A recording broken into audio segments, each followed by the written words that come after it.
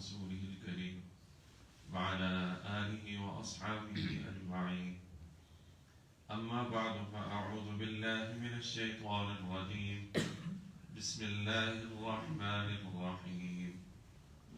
أو كالذي مر على قرية وهي خاوية على عروشها قال أنى يحيي هذه الله بعد موتها فأماته الله 100 عام ثم بعثه قال كم لبثت قال لبثت يوما أو بعض يوم قال بل لبثت 100 عام فانظر إلى طعامك وشرابك لم يتسنه وانظر إلى حمارك ولنجعلك آية للناس وانظر إلى العظام كيف ننشزها ثم نكسوها لحما فلما تبين له قال أعلم أن الله على كل شيء قدير.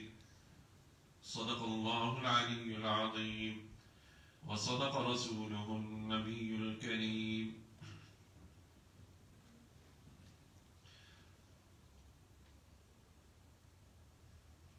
کفر کے جتنے بھی پیروکار رہے ہیں ان کی جو بھی قسم ہو ان کے لیے ہمیشہ یہ بات معمہ رہی ہے اور ناقابل یقین رہی ہے اور کسی حد تک ناقابل فہم بھی رہی ہے کہ مرنے کے بعد کیسی زندگی. اگر بعض قوموں میں بعض لوگوں میں مرنے کے بعد زندگی کا تصور ہے بھی تو وہ بڑا عجیب ہے، نہ عقل کو اپیل کرتا ہے اور نہ وہ کوئی سمجھ میں آنے والی بات ہے. جیسے ہندوؤں میں 7 جنموں کا عقیدہ موجود ہے جسے وہ عقیدہ آواگون کہتے ہیں کہ انسان 7 جنم لیتا ہے. اب وہ 7 جنم جو ہے وہ اس طرح لیتا ہے کہ اس میں کسی بھی جنم میں اس کا روپ بدل سکتا ہے. اگر ایک جنم میں انسان ہے تو دوسرے جنم میں وہ کوئی جانور بھی ہو سکتا ہے، کچھ بھی بن سکتا ہے. ایک جنم میں اگر وہ اس کی صنف بھی بدل سکتی ہے. اگر ایک جنم میں وہ مرد ہے تو دوسرے جنم میں وہ عورت بھی بن سکتا ہے. اس لیے وہ 7 جنموں کا ذکر ان کی گفتگو میں اور ان کے عقائد و نظریات میں ملتا ہے. لیکن ایک اور بدقسمتی بھی یہ ہے کہ ہم بھی اپنی گفتگو میں جنموں کا ذکر کرتے ہیں. اگلے جنم میں یا پچھلے جنم میں یا اس جنم میں. تو یہ عقیدہ آواگون جو ہے یہ ہندوؤں کا ہے اور اس عقیدے کی ان کے پاس کوئی دلیل نہیں ہے. یہ محض مفروضہ عقیدہ ہے جو انہوں نے خود سے فرض کر لیا. مشرکین مکہ کا بھی یہی کہنا تھا اور وہ قومیں جن کو انبیاء کرام علیہ السلام نے عقیدہ آخرت کی دعوت دی، عقیدہ آخرت پر ایمان لانے کی، اور یہ ضروریات دین میں سے ہے. والبعث بعد الموت، موت کے بعد جو ہمیں اٹھایا جانا ہے، ہمیں پھر زندہ کیا جانا ہے، اس پر ایمان لانا ضروری. اور قرآن نے تسلسل کے ساتھ اس عقیدے کو بیان کیا.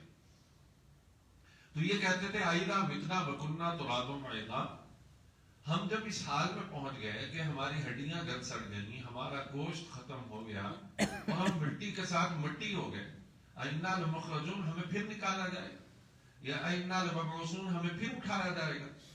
تو یہ ان کے لیے بات ناقابل یقین تھی، ناقابل فہم تھی، ان کی سمجھ میں نہیں آ رہی تھی. اس لیے مشرکین مکہ ہو یا آج کے زمانے میں جو یورپین لائف سٹائل ہے وہ بھی اسی سوچ کے ساتھ زندگی گزارتا ہے کہ آپ اسی زندگی کو بھرپور طریقے سے انجوائے کریں، اس کے بعد کچھ نہیں. ہمارے سرائکی میں کچھ لوگ کہتے ہیں یہ جہان مٹھا دے اگلا کہیں ڈیٹھا، یہ اکثر کہا جاتا ہے. تو یہ اسی سوچ کی عکاسی کرتا ہے جو سراسر ہمارے ایمانیات کے بالکل خلاف ہے. ہمارا ایمان یہ ہے کہ ہمیں مرنے کے بعد پھر اٹھایا جائے اور ہم سے بات پوچھ کی جائے گی ہمارے پر. بلکہ جہاں تک قبر کا تعلق ہے، قبر میں بھی انسان مطلقاً مردہ نہیں ہوتا. وہ دنیا والوں کے لیے ضرور مردہ ہوتا ہے کیونکہ وہ برزخ میں ہے. اب برزخ پردے کو کہتے ہیں. برزخی زندگی کا جو ہمیں شعور ہے وہ نہیں ہے، ہم اس کا ادراک نہیں کر سکتے. لیکن وہ اس لیے ضروری ہے کہ وہاں قبر میں، اسی لیے نبی کریم صلی اللہ علیہ وسلم نے فرمایا کہ قبر کو مٹی کا ڈھیر نہ سمجھو. یہ جنت کے باغوں میں سے ایک باغ ہے، جہنم کے گڑھوں میں سے ایک گڑھا ہے، اور اس پر دیگر مضامین بھی موجود ہیں، دیگر احادیث میں بھی یہ مضمون موجود ہے کہ قبر میں جنت کی کھڑکی یا جہنم کی کھڑکی کھلتی ہے، وہاں پہ مردہ جو ہے وہ اذیت محسوس کرتا ہے۔ ہاں یہ ایک علیحدہ مسئلہ ہے، اور اس پہ جو ہے بہت سی یہ کسی زمانے میں معرکۃ الآراء مسئلہ رہا ہے، اس پر بڑی ڈیبیٹ ہوتی رہی ہے کہ قبر میں جسم ہے تو روح جو ہے وہ سجین میں ہے یا علیین میں ہے، اب اس کا روح اور جسم کا کتنا ربط ہے یا بالکل نہیں ہے، سرے سے اس کا انکار کرتے ہیں بعض لوگ، لیکن ہمارا یہ جو ہے عقیدہ ہے کہ روح کا جسم کے ساتھ تعلق باقی رہتا ہے۔ اس پر میں انشاءاللہ بات عرض کروں گا، لیکن اس پر قرآن نے بڑے بلیغ انداز سے ہمارے سامنے اس عقیدے کو ثابت کیا۔ ہوا یوں کہ اکثر حضرات نے اسی قول کو لیا ہے کہ یہ حضرت عزیر علیہ السلام تھے کہ جو اپنے گدھے پر سوار اپنا توشہ راہ لے کر اس میں تازہ کھانا بنا ہوا موجود تھا جو اس وقت گرم تھا اور حرارت سے بھرپور تھا، کسی سفر پر روانہ ہوئے، راستے میں ان کی نظر ایک ایسی بستی پر پڑی جس کو قرآن مجید نے کہا علی قریۃ وہی خاویۃ علی عروشها، اس اللہ کے بندے کا ذکر یعنی عزیر علیہ السلام کا ذکر ایسی بستی پر ہوا جو اپنی چھتوں پر الٹی پڑی تھی، بالکل برباد ہو چکی تھی، چھتیں نیچے اور یوں اونٹھی بستی، جسے ہم بعض اوقات پنجابی میں یا ملتانی میں کہتے ہیں بھیڑ بھیڑ کہتے ہیں، یہ جو مٹ گئے، جن بستیوں کے آثار مٹ گئے، مٹی کا ایک ٹیلا نظر آتا ہے بس کہ یہاں کوئی بستی تھی، کبھی کوئی شہر آباد تھا، بعض اوقات وہ شہر ویرانے ہو گئے اور بعض اوقات ان کے ڈھیروں پر مزید شہر بس گئے، موئنجو دڑو ہے، اسی طرح کے دیگر ہڑپا میں آثار قدیمہ ہیں، یہ دیگر جگہوں پہ اس قسم کے آثار ملتے ہیں جو پرانی بستیاں تھیں۔ تو ان کا جب انہوں نے اس بستی کو اس حال میں دیکھا کہ وہ اپنی چھتوں پہ الٹی پڑی ہے، تو ان کے انا یحیی ہذہ اللہ بعد موتہا، اس بستی یہ بستی جس انداز میں تباہی کے گھاٹ اتری ہے اور جس طرح برباد ہوئی ہے، کیا اللہ رب العزت کیسے ان کو دوبارہ زندہ کرے گا؟ انا یحیی ہذہ اللہ بعد موتہا، اس کے بعد کہ یہ اس حال میں پڑی ہے کیسے اس کو زندہ کیا جائے گا؟ ابھی یہ خیال ان کے دماغ میں تھا، فَأَمَاتَهُ اللَّهُ، اللہ رب العزت نے ان پر موت کو طاری کر دیا، موت کو طاری کر دیا۔ حدیث مبارکہ میں نیند کو موت کی بہن قرار دیا گیا۔ اللہ رب العزت سونے کے دوران انسان کی جو روح ہے وہ کھینچ لیتے ہیں۔ قرآن مجید فرقان حمید میں بیان، اللہ یتوفی الانفس حین موتها والتي لم تمت فی منامها فیمسک التی قضى علیها الموت۔ تو اس دوران جو ہے انسان کے جو افعال حیات ہیں وہ منقطع ہو جاتے ہیں، انسان کا دیکھنا بند، انسان کا سننا بند، چلنا بند، پکڑنا بند، بالکل انسان ایسے سیدھا پڑا ہوا ہے، سمجھا ہے؟ بس اس اندرونی نظام جو ہے، دل دھڑک رہا ہے، زندگی خون اپنی گردشوں میں ہے، تو یہ اندرونی نظام چل رہا ہے، ظاہری طور پر وہ مردے کی طرح پڑا ہے، سانس چل رہی ہے، دل دھڑک رہا، تو زندگی کے آثار باقی ہیں لیکن زندگی کے افعال جو ہے وہ منقطع ہو چکے۔ تو اب اللہ رب العزت نے ان پہ موت طاری کر دی۔ کتنے عرصے کے لیے موت تھی؟ قرآن نے بڑی عجیب بات کہی، 100 عام، 100 سال کے لیے ان پر یہ موت کی کیفیت طاری کر دی۔ ثم بعث، پھر اللہ رب العزت نے 100 سال کے بعد اٹھایا۔ ذرا امیجن کیجئے اور تصور سے دیکھنے کی کوشش کیجئے، تصور میں لانے کی، کہ ایک شخص نے الٹی ہوئی بستی کو دیکھا جو اپنی چھتوں پر الٹی پڑی تھی اور اس شدت کے ساتھ بربادی کے گھاٹ اتر چکی تھی، ذہن میں خیال آیا یہ کیسے زندہ ہوں گے اس تباہی کے گھاٹ اترنے کے بعد، اور خود 100 سال کی موت کی نیند سو گئے، اللہ نے سنا دیا۔ اب 100 سال کے بعد ثم بعث، پھر اٹھایا، اور اللہ رب العزت نے ان سے پوچھا کم لبث، کتنا سوئے، کتنے عرصے تک اس حال میں؟ تو کہنے لگے لبثت یوما او بعد یوم، ایک آدھا دن ایک دن یا آدھا دن سویا ہوگا۔ اب نیند میں انسان کو اپنی نیند کا جو دورانیہ ہے اس کا صحیح اندازہ نہیں ہوتا، اس لیے آپ دیکھیں گے کہ نفسیاتی طور پر جو ہی انسان کی آنکھ کھلتی ہے فوراً گھڑی کی طرف دیکھتا ہے، اگر یہاں پہ گھڑی کلائی پر ہے تو وہ کلائی کو دیکھتا ہے، موبائل ہے اس پر، یا کوئی ٹائم پیس ہے، کوئی کلاک ہے، وال کلاک لگا ہوا، فوراً گھڑی کی طرف، کتنے بج گئے، اچھا او ہو اتنی دیر سویا رہا، یا ابھی آنکھ کھل گئی. تو یہ انسان کی سرشتہ ہے. پوچھا کتنا سویا، یعنی ایک آدھا دن سویا ہوں گا. تو انہیں بتایا گیا بل لبثت 100 عام، 100 سال گزر گئے اس حال میں تمہیں. اب اس بستی کو دیکھ کر جو خیال آیا تھا اپنے وجود پر یہ جو کچھ بیتا ہے، اس کے بعد انہیں اس بستی پر جو بپتا بیتی ہے اس کو سمجھنا بڑا آسان ہو گیا. اور یہ فلسفی سمجھ میں آ گئی کہ جب تباہی کے گھاٹ بستیاں اترتی ہیں یا انسان مر جاتا ہے تو مرنے کے بعد پھر اسے کیسے زندہ کیا جاتا ہے. 100 سال سونے کے بعد یہ زندہ ہے، اور یہ اسے مختصر سی نیند سمجھ رہے ہیں. فرمایا ایسا نہیں ہے، بلکہ اب دیکھیے آپ اس وقت خود اپنے حال کو دیکھیے کہ 100 سال سونے کے باوجود آپ کے اعضاء و جوارح، آپ کا وجود اور آپ کے افعال زندگی بالکل اسی طرح ہے جس طرح آپ سونے سے پہلے تھے. لیکن آپ کے ساتھ دو چیزیں تھیں، ایک تو آپ کا کھانا تھا اور دوسرا آپ کی سواری تھی، وہ گدھا جس پر آپ سوار تھے. اب ان دو چیزوں میں اگر یہ دیکھا جائے کہ کھانے پر جو ہے فنا پہلے مسلط ہوتی ہے یا گدھے پر ہونی چاہیے، گدھا جاندار ہے. اب عادتاً اگر دیکھا جائے فطری طور پر تو کھانا بہت جلدی خراب ہو جاتا ہے، کھانا جلدی خراب ہو جاتا ہے، اور یہ جو جاندار چیز ہے اس پر ذرا آہستہ آہستہ آہستہ یہ اپنی فنا کی طرف جاتا ہے. اب کھانے کو دیکھا تو بالکل تر و تازہ، اسی لیے کہا گیا ہے ان سے فانظر الی طعامک وشرابک لم یتسنہ.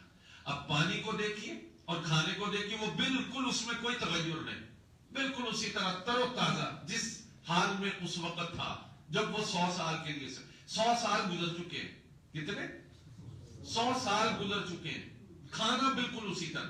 اب ذرا گدھے کی طرف دیکھیے، گدھے کو دیکھا تو گدھا جو ہے وہ جناب اس کی ہڈیاں بھی بوسیدہ ہو چکی ہیں، اس کی کھال بھی گئی، گوشت بھی گیا، ہڈیاں بھی بوسیدہ اور بالکل تباہ حال ہے. اب فرمایا کہ وانظر الی حمارک ولنجعلک آیۃ للناس. یہ ہم نے آپ کو جو منظر دکھایا ہے، یہ جو ہم نے آپ کو دکھایا کہ آپ کے کھانے کی، آپ کے گدھے کی یہ ساری کیمسٹری ڈیفرنٹ ہے، اور اس پر جو اثرات مرتب ہونے تھے، کہیں ایسا ہے کہ وقت کی گردش روک دی گئی ہے اگر کھانے کو دیکھیے، اور اگر آپ کو دیکھیے تو آپ کو عارضی تعطل آپ کے وجود پر ایک عارضی طور پر، جیسے میں نے عرض کیا کہ نیند میں افعال زندگی منقطع ہو جاتے ہیں، تو یہ اس حال میں پڑے ہیں. اور اگر گدھے کو دیکھیے تو اس پر موت طاری ہو گئی ہے اور وہ تباہی کے گھاٹ اتر گیا ہے. لیکن اب یہ دکھا دیا اپنی آنکھوں سے کہ وانظر الی العظام. اب ہڈیوں کی طرف دیکھیے، کیف ننشزھا، یہ کیسی ابھری ہوئی ہیں. یعنی انسان کے جسم کے جو نشیب و فراز ہیں وہ نشیب و فراز ترتیب پاتے ہیں ہڈیوں کی بنیاد پر. ثم نکسوھا لحما، پھر اس پر کس طرح سے گوشت چڑھا ہوا ہے. تو یہ جو ساری کاریگری ہے یہ کس ذات کی ہے؟ یہ اس ذات کی ہے. فاعلم، خوب جان لو، قال اعلم ان اللہ علی کل شیء قدیر، کہ اللہ رب العزت ہر شے پر قدرت رکھتا ہے. اب ایک چھوٹا قصہ آ گیا، وہ اسی مضمون کو پھر اصل میں گزشتہ آیات میں اگر ربط آیات کو دیکھیں تو گزشتہ آیات میں ابراہیم علیہ السلام کا قصہ تھا، اور وہ قصہ تھا نمرود کے ساتھ جو مکالمہ ہوا اس کے دربار میں، یا اس کو سمجھ لیں مناظرہ ہوا.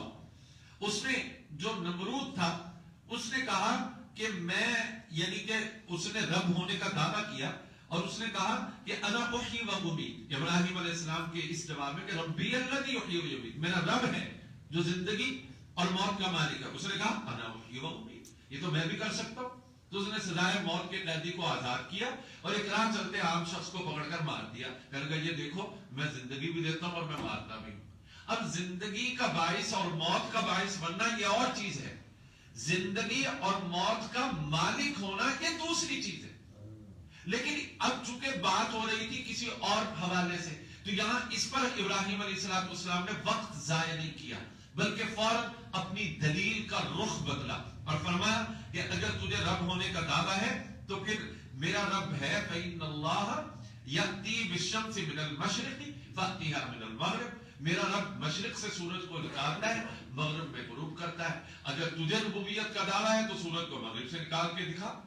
جب حضرت ابراہیم علیہ السلام یہ کہا فَبُهِتَ الَّذِي كَفَرَ، اب اس سے آگے یہ آیا اور پھر دوسری بات، یہ سوال تھا ابراہیم علیہ السلام، فرمایا وہ وقت یاد کرنے کے قابل ہے جب ابراہیم علیہ السلام نے اپنے رب کے حضور ایک عرض کی کہ رب ارنی کیف تحیی الموتیٰ، اے اللہ میں اپنی آنکھوں سے دیکھنا چاہتا ہوں کہ آپ مردے کو زندہ کیسے کرتے ہیں۔ اب اس کے دو جواب ہیں۔ پہلا جواب جو ہے وہ سوال کی صورت میں، اور وہ کیا ہے کہ اولم تؤمن، کیا اس بات کو تم نہیں مانتے، تمہارے اس بات پر یقین نہیں ہے؟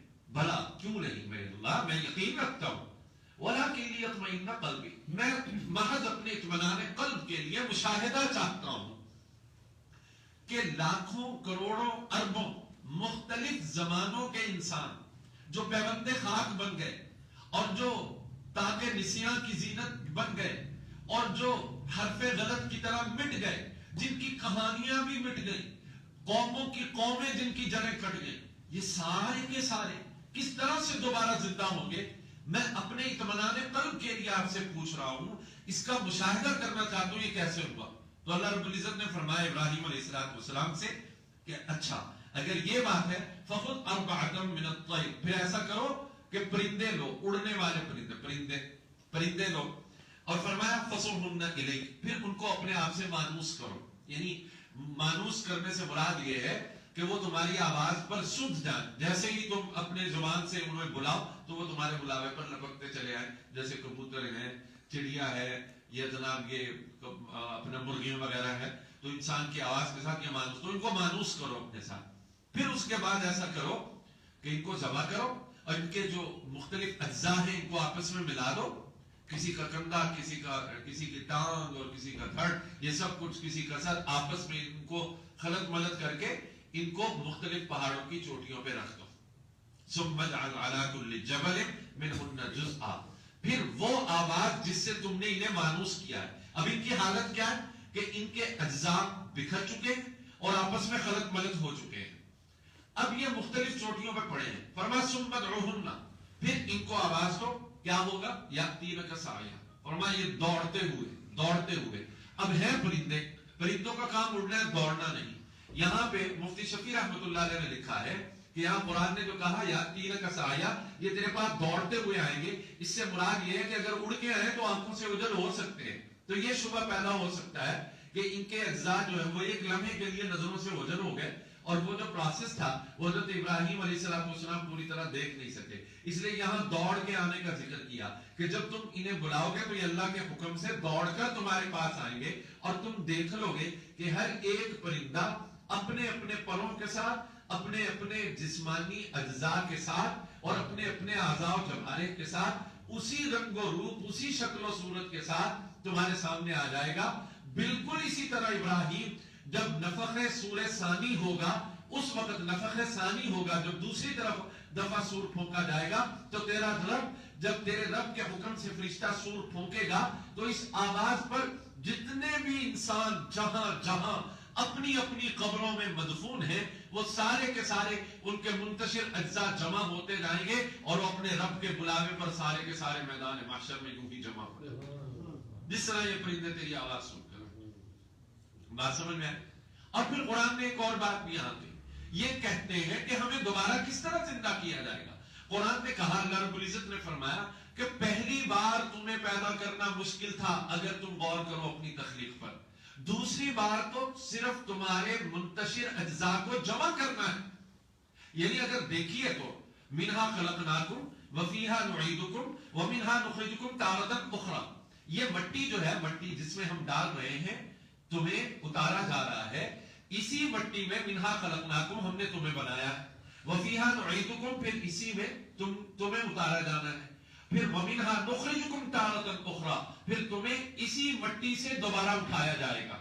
تو ہمارے منتشر اجزاء جو ہے وہ مٹی کی صورت میں موجود ہیں، مٹی کے ساتھ مٹی ہو چکے ہیں، اب تو انہیں صرف جمع کرنا ہے۔ اللہ رب، اور دیکھیے تو اصولاً بنانا مشکل ہوتا ہے، جمع کرنا مشکل نہیں ہوتا، اس لیے کہا گیا جب ہم نے تمہارے نقش کو نقش بر آب بنایا. تمہاری تصویر کہاں بنائی؟ اللہ رب العزت فرمائے هو الذی یصورکم فی الارحام. تمہارے رب نے تمہاری شکل کہاں بنائی؟ ماں کے پیٹ میں، رحم مادر میں. کس صورت پر بنائی؟ کہ تم صرف پانی کی ایک بوند تھی، اس پانی کی بوند پر اس قادر کل نے اپنی قدرت کاملہ سے پانی کی بوند سے تمہیں وجود عطا فرمایا. یہی تھا نا نطفہ، مضغہ، پھر اس میں ہڈیاں، پھر ان ہڈیوں پر گوشت، اور پھر جناب اعضاء و جوارح، پھر ان کی درستگی، ان کا تسویہ، جس کو قرآن مجید فرقان حمید میں کہا اللہ رب العزت نے کہ ہم نے ان میں اعتدال رکھا، توازن رکھا، اور پھر ان میں ہم نے پوری پیمائش، یعنی یہ کان بالکل متوازن، یہ ناک، یہ آنکھیں بالکل متوازن. اب اگر تخلیقی اعتبار سے ان میں تھوڑی سی اونچ نیچ ہو جائے تو تخلیقی اعتبار سے انسان مکمل نہیں، ادھورا کہلاتا ہے. سمجھ میں آ رہی ہے؟ تو اللہ رب العزت نے ہمیں پیدا کیا، پھر ہمارا تسویہ کیا، پھر ہمیں بالکل توازن اور اعتدال کے ساتھ پیدا کیا، پھر ہر عضو کو اس کے فعل کی صلاحیت دی.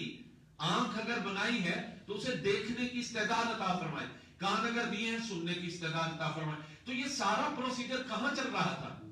رحم مادر میں. یہ پانی کی ایک بوند تھی جس پر اس کی تصویر کیف یشاء، جیسے اس نے چاہا، اپنی چاہت سے تمہاری شکلوں کو بنایا. اور کیسا بنایا؟ لقد خلقنا الانسان فی احسن تقویم. دو حروف تاکید یہاں جمع ہو گئے، لام بھی اور قد بھی. اب گویا اللہ قسم کھا کر کہہ رہے ہیں ہم نے انسان کو حسین ترین سانچے میں ڈھال کر بنایا.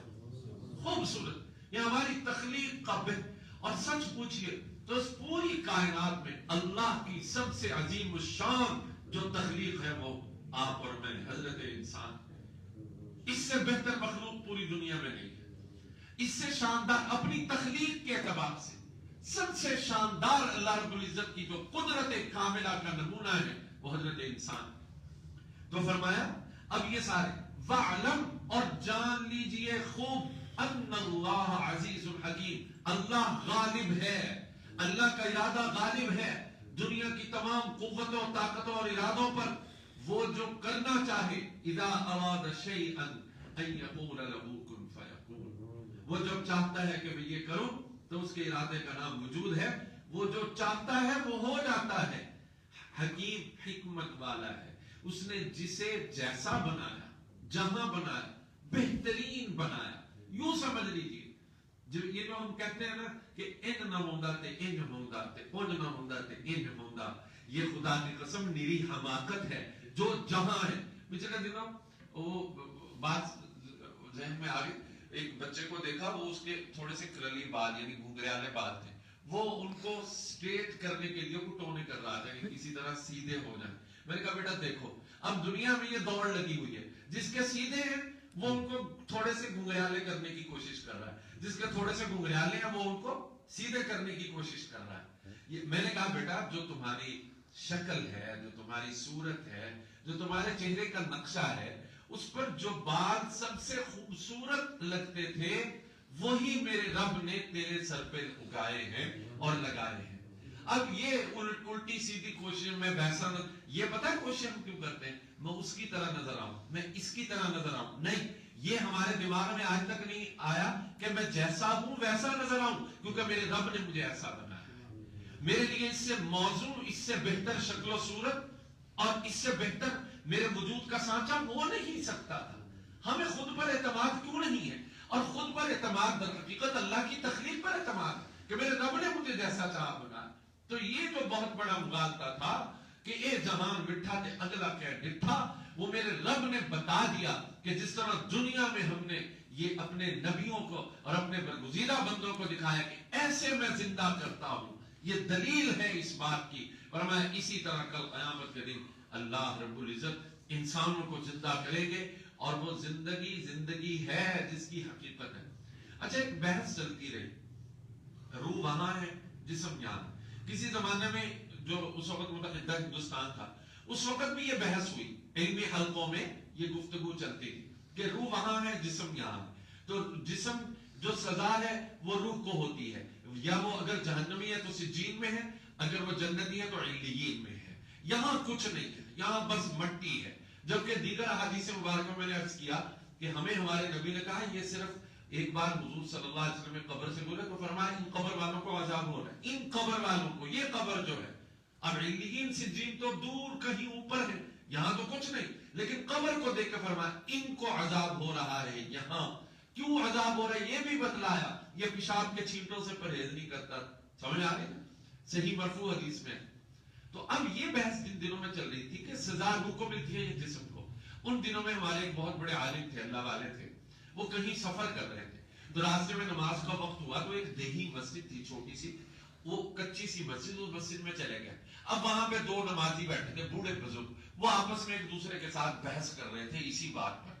اچھا ان میں سے ایک بوڑھا جو اس بات کا قائل تھا کہ سزا یا جزا اس کا اطلاق روح اور جسم دونوں پر ہوتا ہے، اس نے دلیل دی. اس نے کہا یار ایک تھا لنگڑا اور ایک تھا اندھا، دونوں نے مل کے پروگرام بنایا کہ فلاں باغ سے آم چوری کرتے ہیں یا کوئی پھل چوری کرتے ہیں، وہ مل کے کھائیں گے. اب لنگڑے نے کہا میں بھاگ نہیں سکتا، اندھے نے کہا میں دیکھ نہیں سکتا. تو انہوں نے پروگرام بنایا کہ لنگڑا کندھے کو اپنے اندھے کو اپنے کندھے پہ بٹھائے گا، جو اندھا ہے لنگڑے کو اپنے کندھے پہ بٹھائے گا، اور پھر یہ دونوں مل کر پھل توڑیں گے. اندھا بھاگے گا اور لنگڑا اس کو راستہ دکھائے گا. دونوں گئے پھل توڑنے لگے. پھل توڑنے کے دوران جو باغ کا مالک تھا اس کو خبر ہو گئی یا مالی تھا اس کو خبر ہو گئی، وہ ان کے پیچھے بھاگا. اب اندھا لے کے بھاگ رہا ہے، لنگڑا اسے راستہ بتا رہا ہے، لیکن وہ بھاگنے میں کامیاب نہ ہو گئے، پکڑے گئے. اب اس بزرگ نے اسے دلیل دی اور اسے کہہ رہا اب مجھے یہ بتاؤ کہ جب وہ پکڑے گئے اب سزا اندھے کو ملنی چاہیے یا لنگڑے کو؟